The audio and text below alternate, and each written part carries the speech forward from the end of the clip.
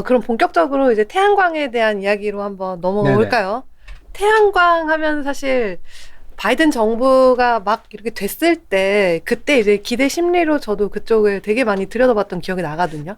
네. 태양광 산업 자체 이제 오늘 말씀드리겠지만 신재생 에너지 자체에서도 태양광이 주목받는 이유가 있고 그리고 이제 신재생 에너지 그러니까 저희가 코로나가 터지면서 IT 기업들이 갑자기 이제 원래 성장할 거였는데 확 성장하는 그 효과가 있었잖아요.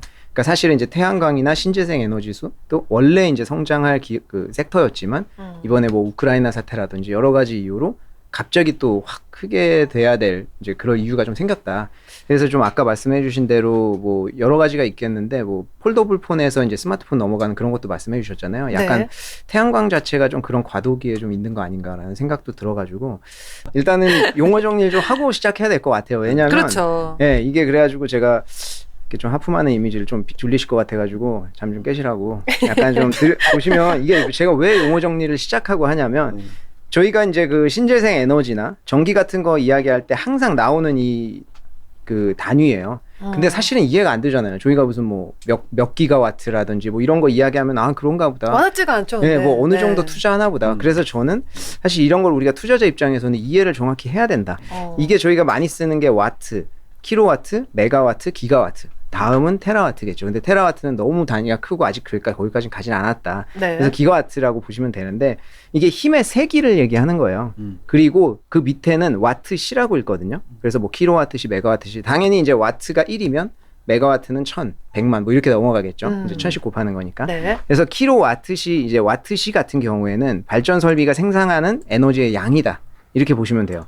그래서 설비 용량을 비교할 때 힘의 세기 곱하기 에너지의 양, 그다음 유효 설비 용량이라는 게 있거든요. 이게 또 굉장히 중요해요.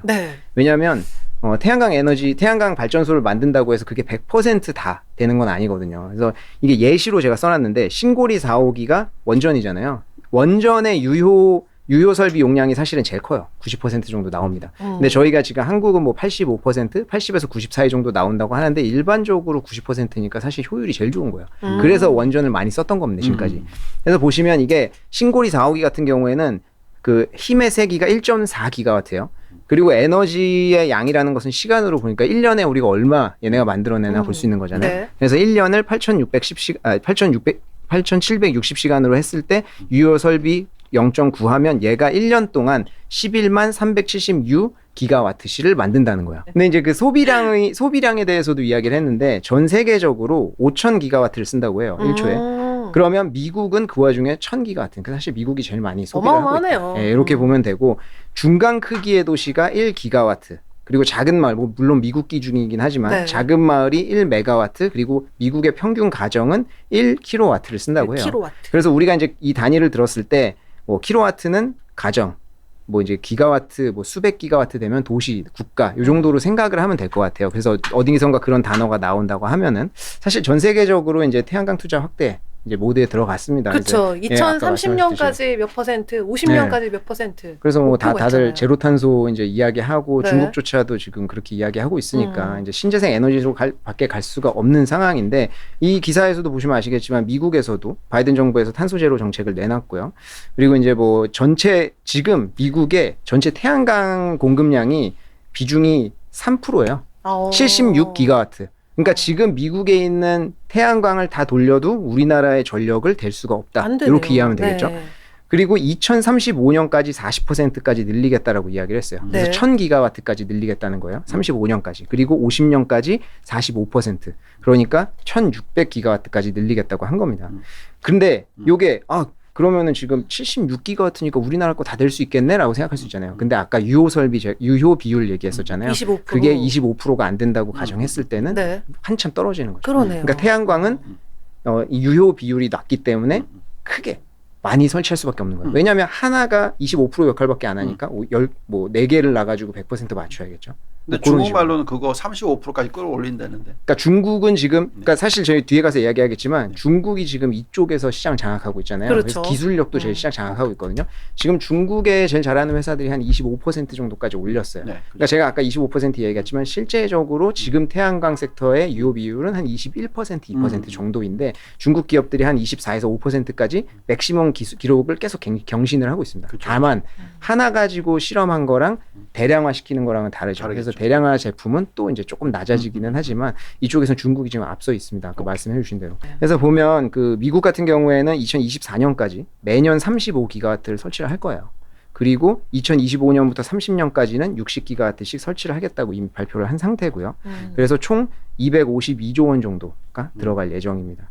그래서 다음 여기 미국 얘기고요. 다음은 EU 이쪽 얘기인데 요번에 유럽 기후법 공식으로 승인을 했어요. 이게 탄소 중립에 대한 법적 구속력이 생긴 거거든요. 과거에는 뭐 다 같이 우리 탄소 지구 온난화 지켜야 되고요. 뭐 도덕적으로는 이야기했지만 사실은 이게 뭐 구속력 같은 건 없었잖아요. 그렇죠. 근데 EU에서 첫 번째로 구속력을 갖게 됐다. 그 정도로 중시 여기고 있다라는 걸 좀 볼 수 있는데 유럽 같은 경우에도 2030년까지 온실가스 배출량을 55% 감축하겠다고 제일 이야기를 현실적인 했죠. 것 같아요. 얘네 같은 경우에도 좀 노력을 하고 있는데요. 다음 페이지 보시면 유럽 같은 경우가 사실은 더 좀 추진이 빨라질 수밖에 없어요. 이게 보면 러시아가 12월 27일 날 있었던 뉴스입니다. 그래서 전쟁하기 전이에요. 그때 이제 그 유럽은 다 러시아에서 가스로 받고 있잖아요.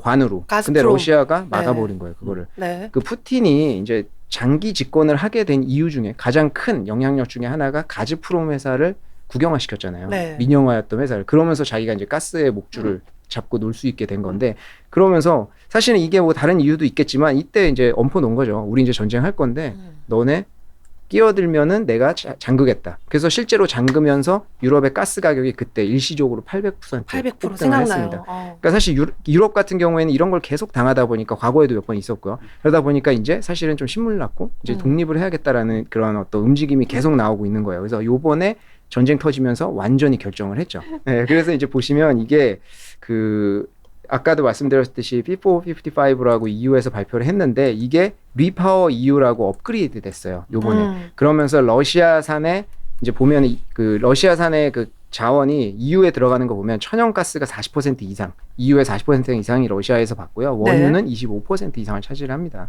그렇기 때문에 EU 같은 경우에는 더 민감할 수밖에 없어요.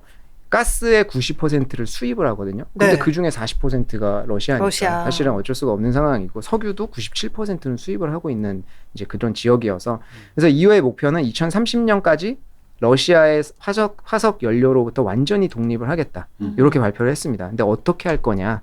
보면 이제 미국 같은 경우에 이제 그 미국에서 천연가스 당연히 수입을 하겠죠. 근데 이게 LNG의 형태로 할 수밖에 없어요. 네. 근데 왜 파이프로 지금까지 러시아에서 받았냐? 그게 제일 싸거든요. 그냥 쏘면 싸니까. 되니까. 네. 근데 LNG로 하면은 한 번 더 과정을 거쳐야 되고 배송도 해야 되고 그러니까 사실 어려울 수밖에 없거든요. 그러니까 사실 이게 한계가 있을 것이다. 그래서 여러 군데로 넓혀가지고 천연가스를 거기서 받더라도 조금 한계는 있다. 지금 급하니까 하겠지만 장기적으로 봤을 때는 한계가 있다. 그래서 지금 당장 얘네가 지금 현실적인 대안으로 할 수 있는 건 재생에너지 확대이다. 그렇기 때문에 기존에도 우리가 탄소 이제 제로 정책 같은 거라든지 해서 신재생 에너지에 대한 수요는 있었는데 이번에 전쟁으로 인해서 오히려 이게 뭐 전쟁은 단기에 끝날 수도 있고 길어질 수도 있습니다만은 사람들의 생각이 바뀐 거죠. 아 이번에 완전히 러시아 빼야겠다. 이런 식으로 바뀌기 때문에 더는 안 당한다. 네, 더 이상은 러시아에 의존하지 않겠다라는 굳은 의지들이 좀 나오면서 네. 어쩔 수 없이 신재생 에너지 섹터가 커질 수밖에 없는 그런 이제 매크로적인 환경이 이제 만들어지고 있는 거죠. 그리고 이제 미국하고 유럽 우리가 봤고요. 그다음 중국 같은 경우에도 중국은 뭐 이야기할 것도 없이 다음 장을 보시면 중국은 이제 2030년까지 1200기가와트. 사실 중국이랑 미국이 태양광을 설치하기에 제일 좋은 환경이에요. 사막도 있고요. 일조량도 좋고 국가가 크기 때문에 뭐 내몽골이나 신장 그쵸. 이런 쪽 많죠. 그쪽으로 가면은 네. 엄청나게 설치할 수 있는 그 캐파가 돼요. 네. 그러니까 이제 중국이랑 미국이 거의 시작인데 사실 미국은 지금까지는 그쪽에서 크게 아까 우리가 숫자에서도 봤지만 크게 설치를 안 한 거를 저희가 볼 수 있고요. 왜냐하면 세일가스가 너무 많으니까. 네. 근데 이제 중국 같은 경우에는 미리 거기에 설치를 해서 지금 굉장히 좀 많이 커가고 있다. 이렇게 보시면 되고 요 태양광 시장 같은 경우에는 기존에 미국, 유럽, 중국이 이렇게 강자였다고 하면은 지금 같은 경우에는 인도랑 베트남까지도 좀 가세를 했다. 그래서 신흥국 수요도 늘어나고 있다라고 하는 거죠. 그러니까 사실 시장 입장에서 봤을 때는 굉장히 시장이 많이 컸다라는 거고요. 이제 태양광 산업에 대해서 좀 볼게요. 요게 이제 LCOE라고 나오는 네. 건데 요게 이제 균등화 발전 비용.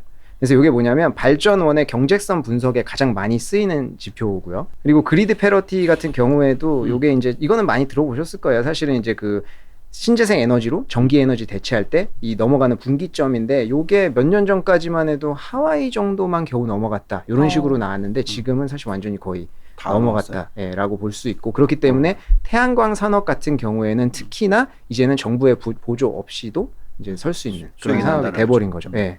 그래서 이제 그 LCOE 같은 경우에도 감소를 했는데 다음 장에 보시면 요게 이제 LCOE 2010년도에 보면은 태양광 쪽이 이제 0.381달러 이제 그 킬로와트시를 만드는데 0.381달러 정도가 들었다고 하는데 요게 2020년 10년 후로 보면은 거의 드라마틱하게 완전 감소를 한 거를 볼 수 있고 설치 비용 같은 경우에도 보시면 태양광은 지금 883달러 킬로와트당 근데 이제 그 육상 풍력이랑 해상 풍력은 엄청나게 크죠. 터빈 같은 것 때문에. 그렇죠. 사실 네. 육상 풍력은 뭐 그렇다고 치지만 해상 풍력은 네. 바다에 줘야 되잖아요. 그러니까 사실은 더 이제 비용이 올라갈 수밖에 없는 그런 상황이고 태양광 에너지만이 신재생 에너지에서 드라마틱하게 한 85% 정도 하락을 해서 이제는 쓸 수가 있게 됐다. 그래서 다음 장에서 한번 보시면 이게 발전 원별 LCOE 추이인데 요 파란색이 태양광이에요.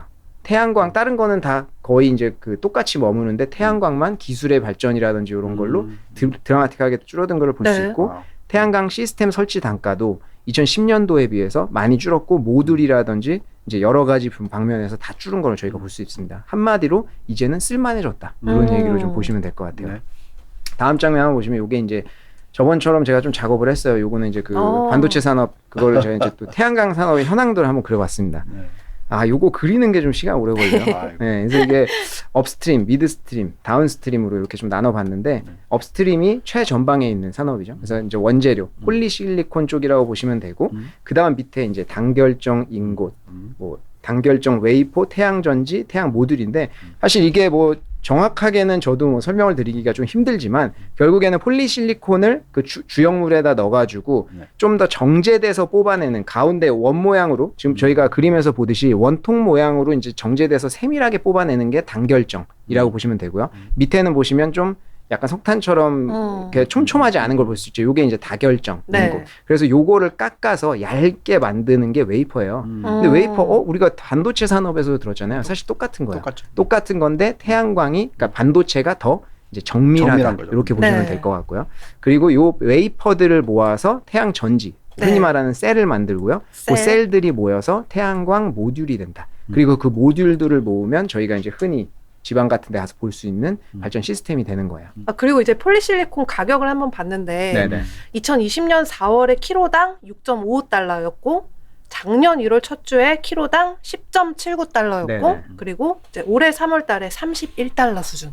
이렇게 미친 듯이 기하급수적으로 올라가고 있어요. 그렇죠. 폴리실리콘이 이제 대부분 이제 80% 이상이 중국에서 생산이 되는데 최근에 이제 더 사실은 좀 안정화될 예정이었어요. 2022년도에. 근데 최근에 좀 뭐 우크라이나 당연히 그거 네. 터지면서 지금은 더 조금 더 단기적으로 급등한 게 있고요.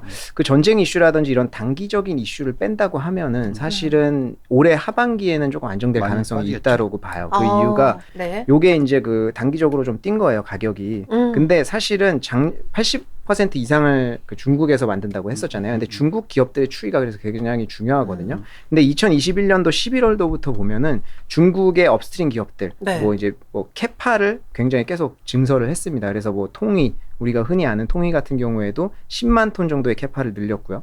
이제 보리어품 같은 경우에도 2만 톤, 그리고 다초 같은 경우에도 3.5만 톤씩 늘렸어요. 그렇기 때문에 작년 연말 기준으로 봤을 때 명목 생산량은 70만 톤이에요. 근데 이게 전 세계적으로 2021년도에 56만 톤이 생산이 됐거든요. 그 중에 42만 톤이 중국에 생산됐습니다.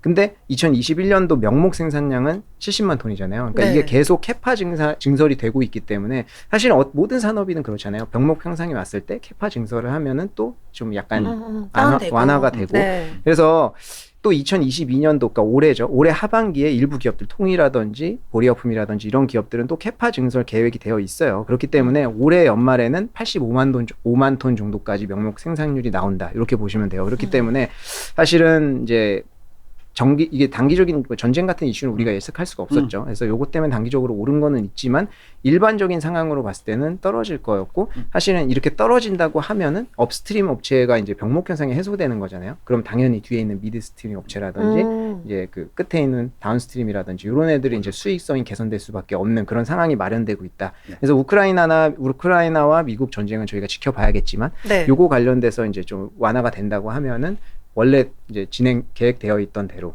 이제 좀 그 폴리실리콘 가격은 좀 떨어질 것으로 저희가 생각을 하고 있습니다. 네, 아직은 이제 막 안 떨어져 그렇죠. 있잖아요. 아직은 지금. 전쟁 와중이기 때문에 네, 메탈 지금 실리콘 이쪽도 이제 계속 올라가고 네. 있고 이렇다 보니까. 그러니까 그런 회사들은 아마 네. 매출 증가율이 얼마나 높은가를 그렇죠. 보시면 돼요.